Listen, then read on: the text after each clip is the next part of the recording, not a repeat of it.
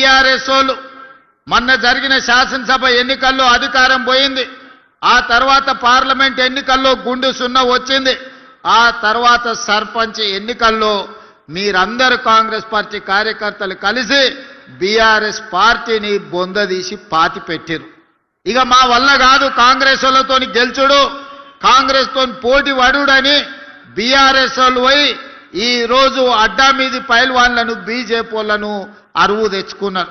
ఇవాళ బీజేపీ వాళ్ళు బీఆర్ఎస్ వాళ్ళు కలిసి ఇంతకుముందే పెద్దలు శ్రీధర్ బాబు గారు చెప్పిండ్రు, తాండూరు మున్సిపాలిటీలో మనోహర్ రెడ్డి గారి సమక్షంలో చేరిన బీజేపీ నాయకులు మా బీఫాములు బీజేపీ ఆఫీసులో కాదు బీఆర్ఎస్ ఆఫీసులో మా బీఫాములు ఇస్తున్నారని. ఇంత భావ దారిద్ర్యం భారతీయ జనతా పార్టీకి దాపురించింది. ఎన్నికల్లో నిలబడి కొట్లాడాలి కానీ చీకటి ఒప్పందాలు చేసుకొని ఫెవికల్ బంధంతో ఈనాడు బీజేపీ బీఆర్ఎస్ వాళ్ళు కాంగ్రెస్ పార్టీని ఓడించాలని కుట్రలు చేస్తున్నారు. నేను అడగదలుచుకున్నా, 10 ఏళ్ళు మీరే ఉన్నారు, అన్ని మున్సిపాలిటీలలో మీ వాళ్ళే కౌన్సిలర్లు చైర్మన్లు ఉన్నారు.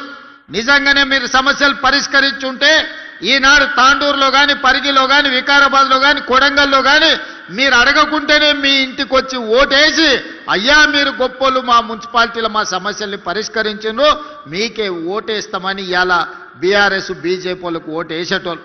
నిజంగానే కేసీఆర్ గారు నిధులు ఇచ్చి నరేంద్ర మోడీ గారు నిధులు తెచ్చి ఈ మున్సిపాలిటీలను అభివృద్ధి చేసి ఉంటే ఇవాళ ఇల్లు తిరిగి వంగి వంగి దండాలు పెట్టాల్సిన పరిస్థితి బీజేపీకి బీఆర్ఎస్కు దాపురించేది కాదు. 12 ఏళ్ళు మోడీ ప్రధానమంత్రి గుండి చేయలేని పని ఇవాళ మీ గల్లీలో కార్పొరేటర్ కౌన్సిలర్ గెలిస్తే మోడీ వచ్చి మన సమస్యల్ని పరిష్కరిస్తాడా? 10 ఏళ్ళు ముఖ్యమంత్రిగా ఉన్న చంద్రశేఖరరావు, 10 ఏళ్ళు మున్సిపల్ మంత్రిగా ఉన్న కేటీఆర్ గారు మన మున్సిపాలిటీల వైపు ఎప్పుడైనా కన్నెత్తి చూసిండా? మన గల్లీలో ఉన్న మోరీ గురించి ఆలోచన చేసిండా? మన గల్లీలో కరెంటు లైటు వెలిగిందా లేదా అని ఎన్నడన్నా చూసిండా? ఏ రోజు రాలే.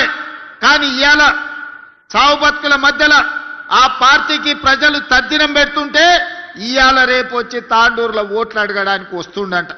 ఇన్నేళ్ల తర్వాత మేము గుర్తొచ్చినమా అని నేను అడుగుతున్నా. ఇన్నేళ్ళు ఈ వికారాబాద్ ప్రాంతం, ఈ తాండూరు కొడంగల్ ప్రాంతం ఏ రోజన్నా మీకు గుర్తొచ్చిందా? మా ఓట్లే కావాల్సి వచ్చినాయి కానీ మా సమస్యల్ని మీరు ఎప్పుడన్నా పట్టించుకున్నారా అని చెప్పి నేను బీఆర్ఎస్ వాళ్ళని అడుగుతున్నా. ఇంతకుముందు పెద్దలు ప్రసాద్ గారు ఒక మాట చెప్పిండ్రు. ఆనాడు డాక్టర్ వైఎస్ రాజశేఖర రెడ్డి గారు అధికారంలో ఉన్నప్పుడు ఆదిలాబాదులో మొదలైన ప్రాణహిత చెవెళ్లకు ఆదిలాబాదు నుంచి మొదలుపెట్టి తుమ్మిడేటి దగ్గర ప్రాజెక్టు నిర్మించి 14 లక్షల ఎకరాలకు నీళ్లు ఇవ్వాలి, 38,000 కోట్లతోనే ఆనాడు ప్రాణహిత చేవెళ్ల ప్రాజెక్టును ప్రారంభించారు.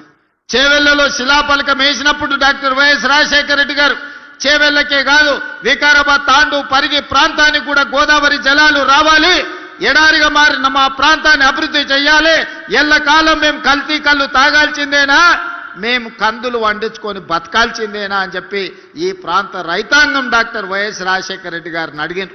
2009 ఎన్నికల సందర్భంగా కొడంగల్ ఎన్నికల ప్రచారంలో భాగంగా రాజశేఖర రెడ్డి గారు గోదావరి జలాలను కొడంగల్ వరకు తీసుకొస్తా అని ఆనాడు మాట ఇచ్చిండ్రు. ఆ తర్వాత 100 కోట్ల రూపాయల పనులు జరిగినాయి. చేవెళ్ల చుట్టుముట్టూత ప్రాంతంలో గోదావరి జలాలు తీసుకురావడానికి ప్రాజెక్టు పనుల మీద 100 కోట్ల రూపాయలు ఖర్చు పెట్టిండ్రు.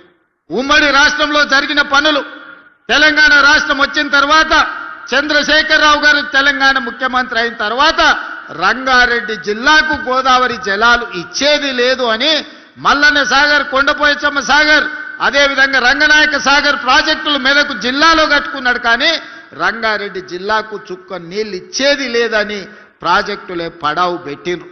ఇవాళ సజీవ సాక్షిగా ఎవరైనా మీరు హైదరాబాద్ వెళ్తుంటే చేవెళ్ల చౌరస్తా దగ్గర ప్రాణహిత చేవెళ్ల ప్రాజెక్టు శిలాఫలకం అక్కడ కనిపిస్తుంది చూడండి.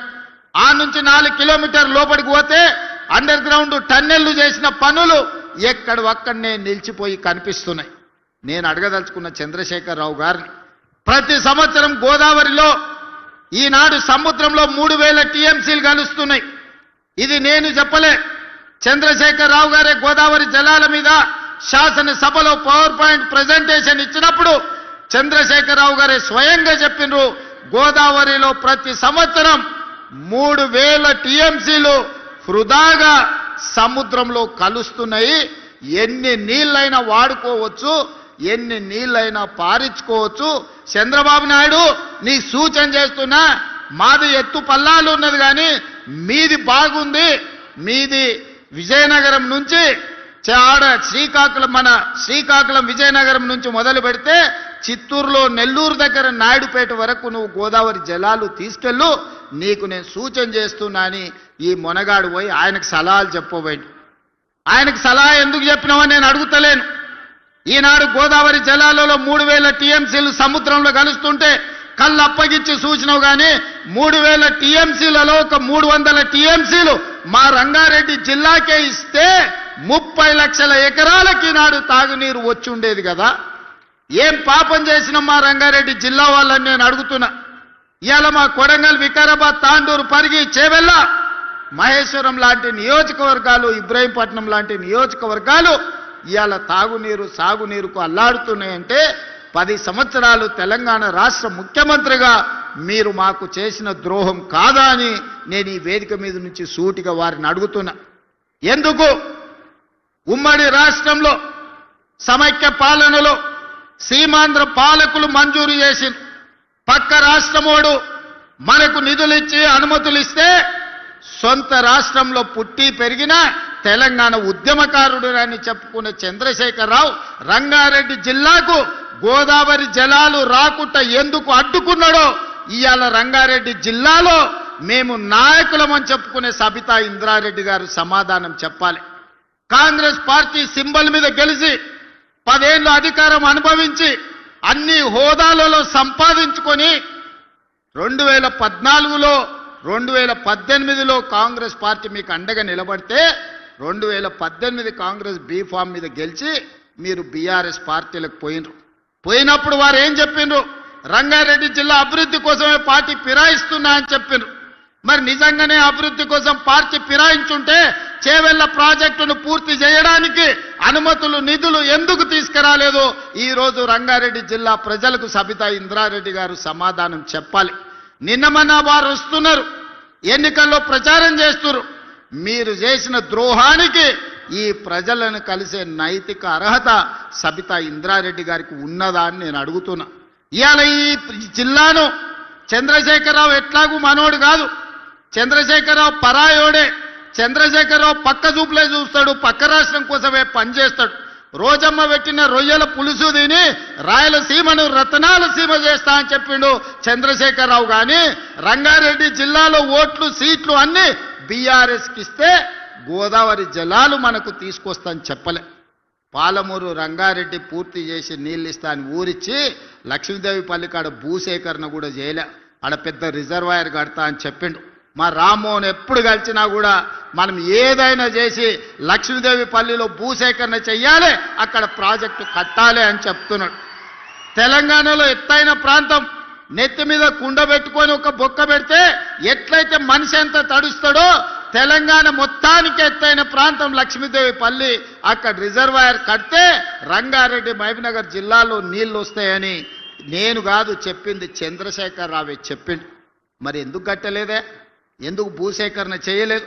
అందుకే ఈ వేదిక మీద నుంచి మా రామ్మోహన్ రెడ్డి గారు అడిగినట్టుగా లక్ష్మీదేవి పల్లి భూసేకరణ తొందరలోనే సేకరిస్తాం, ఆ ప్రాజెక్టును కట్టడానికి అవసరమైన ప్రణాళికలను సిద్ధం చేస్తున్నాం.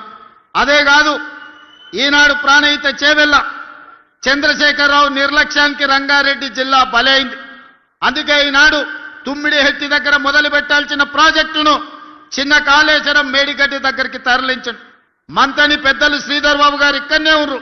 మేడిగడ్డ, సుందిల్లా, అందారం ఆడ లిఫ్టులు బ్యారేజీలు కట్టిండు. కానీ మంతని నియోజకవర్గానికి గుంట భూమి కూడా నీళ్ళు ఇవ్వలే. 1,00,000 కోట్ల రూపాయలు ఖర్చు పెట్టి కాళేశ్వరం కట్టిండు. కట్టిన కాళేశ్వరం 3 ఏళ్లలోనే కూలేశ్వరం అయింది. 1,00,000 కోట్ల రూపాయలు గోదావరిలో కలిసిపోయినాయి. కేసీఆర్కు ఆ కాళేశ్వరం దెబ్బకు ఎర్రవల్లిలో 1000 ఎకరాల ఫామ్ హౌస్ వచ్చింది, ఆయన కొడుకుకు జన్వాడలో ఫామ్ హౌస్ వచ్చింది, ఆయన బిడ్డకు శంకర్పల్లిలో ఫామ్ హౌస్ వచ్చింది. ఆయన అల్లుడు హరీష్ రావుకు మొయినాబాద్లో ఫామ్ హౌస్ వచ్చింది, సడ్డకుని కొడుకు సంతోషరావుకు ఇవాళ వేల కోట్ల రూపాయల వ్యాపారాలు వచ్చినాయి. మాకు మాత్రం గోదావరి జలాలు రాలేదు. గోదావరి జలాలను అడ్డం పెట్టుకొని గోదావరి జలాల ముసుగులో 1,00,000 కోట్లు ఖర్చు పెట్టి కాళేశ్వరం కట్టి వేల కోట్లు కొల్లగొట్టి మీరు ఫామ్ హౌస్లు కట్టుకున్నారు, మీరు వ్యాపారాలు పెట్టుకున్నారు, మీరు టీవీలు పెట్టుకున్నారు, మీరు పేపర్లు పెట్టుకున్నారు మీ గురించి గొప్పలు రాసుకోవడానికి. కానీ మాకు మాత్రం చుక్క నీరు రాలే. అందుకే ఈనాడు వికారాబాద్ జిల్లా నుంచి నాయకత్వం వహిస్తున్న నేను తెలంగాణ రాష్ట్ర ముఖ్యమంత్రిగా తెలంగాణ శాసనసభకు సభాధ్యక్షుడిగా ఉన్న గడ్డం ప్రసాద్ కుమార్ గారు శాసనసభ నడుపుతున్నారు. మేమిద్దరం ఈరోజు మీకు మాట ఇస్తున్నాం. మా శ్రీధర్ బాబు గారి సాక్షిగా గోదావరి జలాలను తీసుకొచ్చి తాండూరు, పరిగి, వికారాబాద్, చేవెళ్ల ప్రాంతాన్ని సస్యశ్యామలం చేసే బాధ్యత మాది.